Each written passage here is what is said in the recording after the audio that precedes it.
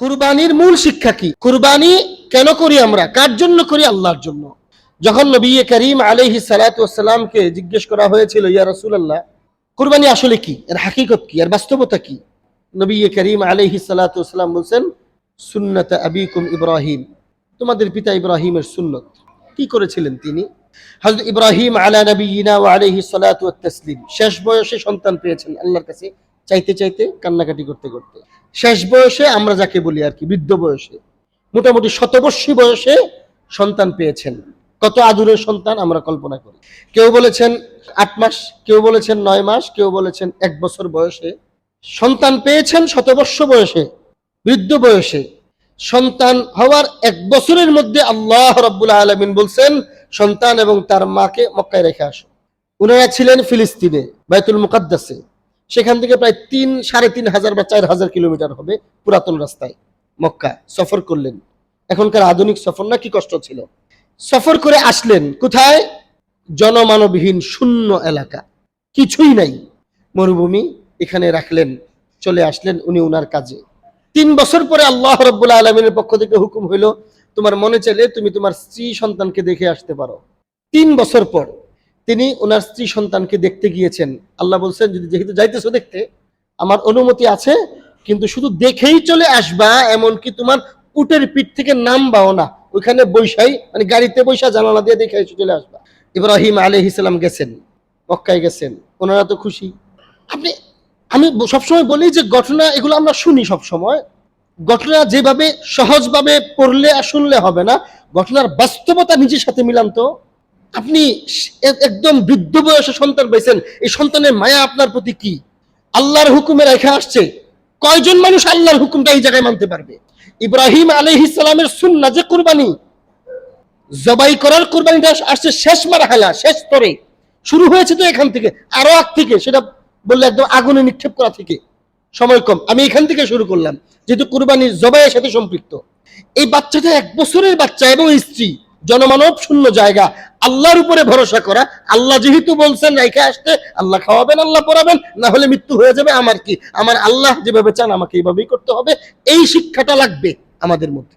গেছেন ওইখানে, এই পরিস্থিতিতে আপনার স্ত্রীর আপনার প্রতি আবেগটা কি হবে আপনি চিন্তা করেন। হযরত হাজেরার এমনটাই হয়েছে, স্বামীকে দেখে আনন্দে আত্মহারা বের হয়ে আসছেন, ইস্তেকবাল করতেছেন, মুবারকবাদ জানাইছেন, আসেন নামেন। উনি বললেন, যা, আমার আল্লাহর পক্ষ থেকে হুকুম, নামা যাবে না, উটের পিঠ থেকে যতটুকু বসা বৈশাই তোমাদেরকে দেখা চলে যেতে হবে। হযরত হাজেরাও তো স্বামীর জন্য, উনিও তো মহান স্ত্রী একজন। উনি বললেন, ঠিক আছে, আপনাকে তো একটু আদর যত্ন তো আমি করবো, একটু খেদমত তো আমি করবো, ঠিক আছে, উটের পিঠ থেকে নাইমেন না, উটটাকে বসান। আপনার এত লম্বা সফর করে এসেছেন, চেহারায় সফরের ছাপ, চেহারা মলিন, আপনার চেহারাটা একটু মুছে দেই, আপনার পাটা একটু ধুয়ে দেই। হযরত ইব্রাহিম আলাইহিস সালাম উটটাকে বসাইলেন একটা পাথরের উপরে। হযরত ইব্রাহিম আলাইহিস সালামের পা রাইখা হযরত হাজেরা ওনার পা ধুয়ে দিছেন, চেহারা মুছে দিছেন, বাস যতটুকু আদর যত্ন করার করে উনি সন্তানকে দেখছেন, স্ত্রীকে দেখছেন, খোঁজখবর নিয়ে আবার চলে আসছেন। এবং এই পাথরটাই পরবর্তীতে কাবা যখন নির্মাণ করেছেন কাজে লেগেছে, যা এখনো পর্যন্ত মাকামে ইব্রাহিমের মধ্যে আছে। গ্লাস দিয়ে ঘেরাও করা মাকামে ইব্রাহিমে যে আমরা দেখি কাবা শরীফের দরজার সামনে একটা জায়গা, ওইখানে ওই পাথরটাই। এরপরে চলে গেছেন, আবার 5 বছর পরে আল্লাহর হুকুম হয়েছে, যান আপনি আপনার সন্তানকে দেখতে যান। তাহলে 3 বছর আর 5 বছর, 8 বছর, প্রায় 8 বছর বয়সে এখন সন্তানের প্রতি কি আবেগ, এটাও আমরা বুঝি। একদম বৃদ্ধ বয়সে সন্তান হয়েছে, সন্তানকে 9 মাস পর্যন্ত বা 1 বছর পর্যন্ত দেখছেন, এরপরে 8 বছরে 2 বার দেখছেন মাত্র। এই 8ম বছরে যখন উনি ওনার এত বড় বয়স্ক ছেলেকে দেখতে আসছেন, কত আবেগ, ছেলের প্রতি কত মায়া। মানুষ তো অবশ্যই ছিলেন, নবী ছিলেন, কিন্তু মানুষ তো অবশ্যই ছিলেন। মানবীয় যে আবেগ, যে মহব্বত, যে এইগুলো সত্য আছে। ঠিক যখন উনি যাচ্ছেন 8 বছর বয়সে, 8 বছর পরে, এই ঘটনার আরো 5 বছর, মোট সন্তানের বয়স যখন 8, ওই সময় যখন আবার যাচ্ছেন আল্লাহর হুকুমে, তখন আল্লাহ রাব্বুল আলামিনের ওই হুকুম চলে আসছে, এখন আপনি যান, সন্তানকে দেখেন, সাথে জবাইও করে ফেলেন। এই সময় এই হুকুম যাওয়ার আগেই উনি বারবার স্বপ্নে আল্লাহর পক্ষ থেকে হুকুমটা পাচ্ছিলেন। সন্তানকে দেখতে যাচ্ছেন এবং জবাই করতেও যাচ্ছেন, আল্লাহর হুকুম। হ্যাঁ আমার প্রিয় ভাইরা, ঘটনাগুলো বলা সহজ, ঘটনাগুলো লেখা সহজ, ঘটনাগুলো পড়া সহজ, ঘটনাগুলো শোনা সহজ, কিন্তু এত সহজ যেগুলো আমরা এত সহজভাবে পড়ি, শুনি, বলি, এত সহজ হইলে আল্লাহ রাব্বুল আলামিন এত বড় আমল হিসাবে কিয়ামত পর্যন্ত উম্মতে মুসলিমার জন্য দিয়ে রাখতেন না, এবং রাসূল বলতেন না। এত বড় কথা যে কুরবানি আল্লাহ রাসূল করেছেন, সাহাবায়ে কেরাম করেছেন, কিয়ামত পর্যন্ত হবে। রাসূল বলেন এই কুরবানিটা তোমার পিতা ইব্রাহিমের সুন্নত, তোমার পিতা ইব্রাহিমের আদর্শ, তোমার পিতা ইব্রাহিমের অনুকরণ। কিসের অনুকরণ? এত সহজ হইলেই আল্লাহর হুকুম পেয়েছেন, গিয়েছেন, সন্তানকে দেখেছেন, আদর যত্ন করেছেন, খোঁজখবর নিয়েছেন, বাস এর অল্প সময়ের মধ্যেই সন্তানকে নিয়ে মিনার দিকে রওনা হয়েছেন জবাই করার জন্য। যাচ্ছেন মিনার দিকে, শয়তান আসছে। শয়তান প্রথমে ইসমাইল আলাইহিস সালামের কাছে আসছে খুব সুন্দর ভদ্র মানুষের সুরতে। আয়সা বলে, তোমার বাবা তোমাকে কোথায় নিয়ে যায় জানো? একটু ঘুরতে নিয়ে যেতেছে বা কোথাও নিয়ে যাচ্ছে। না, তোমাকে মেরে ফেলতে নিয়ে যেতেছে, জবাই করতে নিয়ে যেতেছে। উনি বলেন, না, জবাই তো করার কথা না, বাবা সন্তানকে কেন জবাই করবে? তো শয়তান বলে, না, আল্লাহর হুকুম, এই জন্য নিয়ে যাচ্ছে। তো ইসমাইল আলাইহিস সালাম বলেন, আল্লাহর হুকুম হইলে তো আব্বা যেমন কাজ করবে আমারও কোনো আপত্তি। যদি আল্লাহর হুকুম হয়, আপনি বলছেন, তাহলে আব্বা যেমন সন্তানকে জবাই করতে আপত্তি থাকবে না, আমি সন্তানও জবাই হতে আপত্তি থাকবে না, আমাকে আব্বার সাথে যেতে দেন। পরে গেছে ওনার মায়ের কাছে, হাজেরার কাছে, আপনার সন্তানকে কই নিছে, খবর আছে আপনার? এমনি বাবা ঘুরতে নিয়ে গেছে, বাপ সন্তান ঘুরতে গেছে। না, তাকে মেরে ফেলতে নিয়ে যাচ্ছে, জবাই করতে নিয়ে যাচ্ছে। না, এমন তো হওয়ার কথা না, জবাই কেন করবে? তখন শয়তান ওনাকে বলে, জবাই করবে মানে আল্লাহর হুকুম হয়েছে। ব্যাস, উনি একই জবাব দিচ্ছেন, যদি আল্লাহর হুকুম হয় তাহলে আমার স্বামী তার সন্তানকে জবাই করতে যেমন দ্বিধা করবে না, আমিও আমার সন্তানকে আল্লাহর জন্য আল্লাহর হুকুমে কুরবানি করতে, সন্তানের মায়া ত্যাগ করতে আমারও বুকে কষ্ট হবে না। এরপরে গেছে ইব্রাহিম আলাইহিস সালামের কাছে, গিয়া শয়তানের চিরাচরিত যে অভ্যাস, সেই অভ্যাস অনুযায়ী যুক্তি। আচ্ছা ঠিক আছে, আল্লাহর হুকুম, কিন্তু আপনি যে কাজটা করতেছেন একবার ভাবেন, হুকুমটা তো পাইছেন স্বপ্নে, ডাইরেক্ট জিবরাইল এসে বলছে না, আলা নবিয়িনা ওয়া আলাইহি সাল্লাতু ওয়া তাসলিম। আপনি কি ভাবতেছেন ঘটনাটা কি হবে? আপনার খবর আছে আদম আলাইহিস সালামের দুই ছেলে একজন একজনকে মেরে ফেলছিল।